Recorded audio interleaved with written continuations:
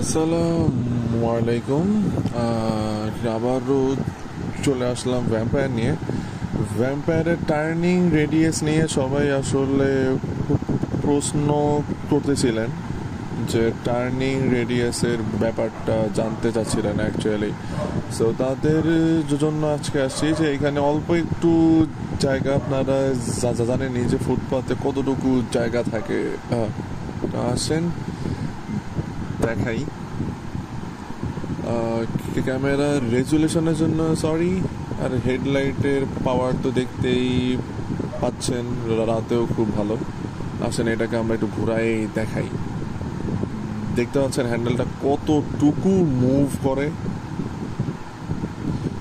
এইটুকু মানে এত বিশাল যদি টার্নিং রেডিয়াস থাকে, একটা স্কুটারকে আরামসে ঘুরায় ফেলা সম্ভব এইরকম ছোট ফুটপাতেও। সো এই যে ঘুরায় ফেলছি, এখন চলে যাব বাসায়। তো আপনারা যারা মানে এই টার্নিং রেডিয়াসের ব্যাপারটা নিয়ে জিজ্ঞাসা করতেছিলেন তাদের জন্য, সো আজকে এইটুকুই। এই ছোট্ট ব্লগটা দেওয়ার মেইন রিজন হচ্ছে যে টার্নিং রেডিয়াসটা যে নিয়ে ভিডিও করব, মানে এইরকম আসলে কাহামরি খেয়াল থাকে না। সো আই থিঙ্ক এইরকম টার্নিং রেডিয়াসটা খুব ভালো মতো বুঝবেন।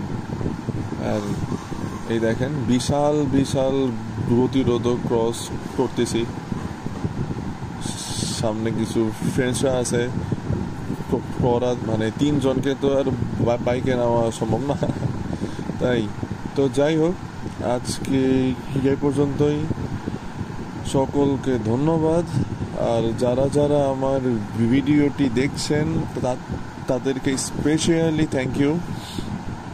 আর আপনাদের নতুন নতুন কোনো সাজেশন থাকলে, আপনাদের যেটা ইচ্ছা আপনারা লিখতে পারেন, সাজেশন দিতে পারেন। এই তো আজকে এ পর্যন্তই। আল্লাহ হাফেজ, আসসালামু আলাইকুম।